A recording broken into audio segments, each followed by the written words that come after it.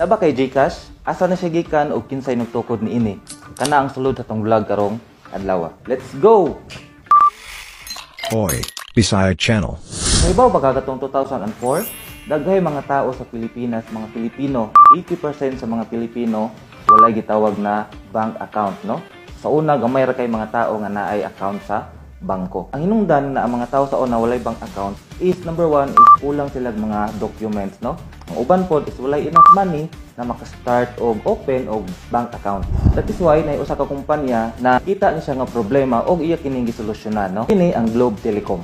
Sa paglabay sa panahon niabot ang tuig na 2017, diha na ni boom og maayo ang GCash, no? Tungod sa investor ni ini. So kaning GCash upat ang nag-invest ani, no? Number one is kanang gitawag na Ant Group, no? Kung mingon tag Ant Group, mo ni siya ang under sa Alibaba, under kang Jack Ma, okay? 40% ang share niya sa GCash. Kaduha kaning investor nga gikan sa New York City. No, na kini siya share sa GCash na 13%.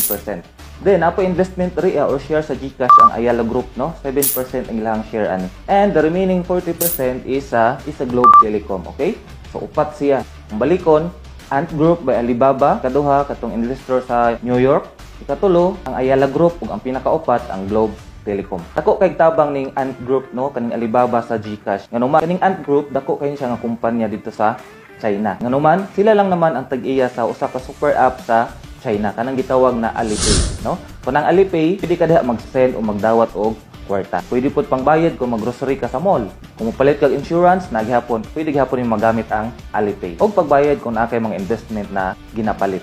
So ang Alipay under ni siya sa Ant Group sa Alibaba, which is super app dito sa China. So sila dako siya investment po diri sa atong gitawag na GCash. Pero kaning Alipay, no, dito man sa China, isulod ni diri sa Philippines, no, katulaging ilang pag-invest dito sa GCash. Pero nganong wala man nila gigamit ang word na Alipay. Sikat na kayong Alipay pero nganong wala nila gigamit. Tungod ang GCash is established na diri sa Pilipinas. Ang mga tao, mga Pilipino na andad na sa pangalan or brand na GCash. Kaning Ant Group na po sila gitawag na Kakao Pay dito sa South Korea ug PTM dito sa India. So ang GCash hayahay kaayo nganuman ila na lang gi-adapt tong expertise sa Alipay, no? Ito sa China gahi kay nang gitawag na Alipay, ang gibuhat sa GCash ila na lang gi-adapt o gi-localize ang knowledge pagpadaga na ingana nga negosyo. Sa Philippines, number 1 ang GCash. Katong June 2021, 46 million users ana diri sa Pilipinas. Mga Pilipino 46 million, grabe kadaghan ang nagamit og GCash. Pero bisag number 1 ang GCash, dili gyapon sila magkumpiyansa nganuman na ay nagsunod sa ila in which dili pud kaayo biya kayo, no, kanang gitawag na PayMaya. Ug karon Maya na ang tawag. Pila da user sa Maya? 38 million user. So diri sa Philippines ang rival is GCash and Maya. Pero tuod bisag number 1 ang GCash, dili gihapon sila dapat magkumpiyansa. Bisag ang GCash na nagpaluyo sa ilahan ni tabang sa ila ni support which is katong Ant Group by Alibaba, ang PayMaya or Maya na apoy nagpalikod ni ana. Nga grabe pud kayo kadako o grabe kayo ka sikat nga kumpanya dito sa China. Kana ang gitawag nga Tencent. So kaning Tencent, grabe pud kini siya kadako ang kumpanya dito sa China. Napod sila gitawag nga super app kanang sikat kayo karon nga WeChat. So kanang WeChat, ang tag-iya na is kanang gitawag na Tencent. In which kaning Tencent mao-po yung support invest diri sa PayMaya or Maya. Ang user aning WeChat dito sa China is 1.2 billion. Grabe kadaghan kaayo, no? So mao nang giingon nato nga dili kaayo magkumpiyansa ang GCash tungod aning PayMaya pod, no? Na nagpalikod, grabe kay kadako nga kumpanya. Ug dili basta-basta po dito sa China. Imagine ra gud na 1.2 billion user sa WeChat. Ang nag-iya ni ana is ang Tencent. Ngano makaingon pa ta na grabe kadako ni nga kumpanya ang Tencent. Usa ka rason ni ana, nasa lagi tawag na 600 plus company all over the world. Di na ra guna 600 ka buok ilang mga kumpanya, grabe kadaghan kaayo. So di na siya basta-basta nga kumpanya ang Tencent pod. Ilang value?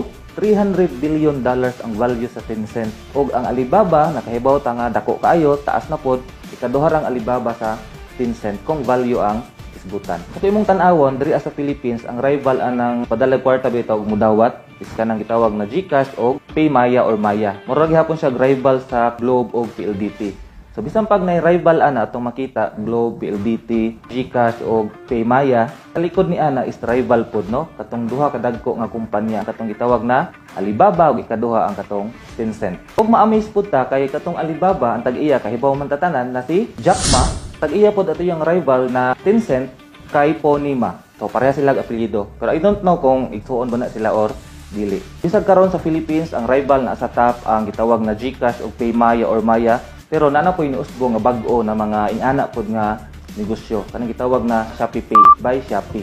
Napoy gitawag na GrabPay. Kaning Shopee Pay o GrabPay is naningkamot po ni sila para makaapas pod atong naa sa taas, which is katong GCash o PayMaya or Maya. Ako GCash user ko no, atong ginagamit sa mga transactions nato is GCash. Pero abi nako nga gamay ra kaayo user ning gitawag na PayMaya kay bisag asa ko moadto kasagaran pod wa pa gyud nangutana sa kuha kung naa ba koy PayMaya, kasagaran jud is GCash. For example, magpalit ko na ko'y bayran, ang ipangutana yun kasagaran sa kuha is, sir, na ba kay GCash? So, bisan pag na-ay PayMaya, no, dapat po ta magpasalamat. Nga naman, tungod, kung walay PayMaya, kung GCash ra usa ang nasa Philippines is, luoy pod ang mga consumer, no? Magpasalamat ta sa PayMaya, kay na sila, ni-exist sila naghatag og kompetisyon sa ilahang duha sa GCash. Kung naay kompetisyon, okay kaayo na siya. Nga naman, ang usa ka kumpanya, pwede niya i-improve iyang service sa iyang mga customer. Kaya kung usara, pangit kaayo no, kay nagitawag na monopoly. Kung monopoly, na-power ang company na magpataas kaayo og presyo. Ug way mabuhat ang mga consumer ni ana. Pero napo ko iduga nga, kay bawo ba mo nga grabe ang pagdako og halin or profit sa GCash ug PayMaya atong pandemic. Kaya katong pandemic dito sila ni boom pag ayo. Kay bawo ba ka, niabot og 1,000%. Kung balik ko na, 1,000% ang pagsaka sa profit or kita sa kaning duha ka kumpanya, ang GCash o kanang gitawag na PayMaya or Maya. O kung nakadumdum mo, no, dakog share sa GCash ang gitawag na Ayala Group. Kaning Ayala Group, daghan po sila mga kumpanya. Pero bisan pag iipon to tanan kumpanya sa Ayala Group is wala ra siya katunga sa GCash. Dako kaayo ang gihatag na kwarta sa GCash sa Ayala. Puho napay chance kay GCash is musaka pa jud no, maabot sila sa kanang gitawag na unicorn status. Kung mayon kag unicorn status, is kana siya ang kumpanya is niabot na siya sa $1 billion ang value. Puhon kung muboom pa jud kaayo ning GCash no, pasin sila ang mahimo pod og Decacorn. Kung mayon kag Decacorn, kani siya nga kumpanya is ang value niya is niabot nag $10 billion.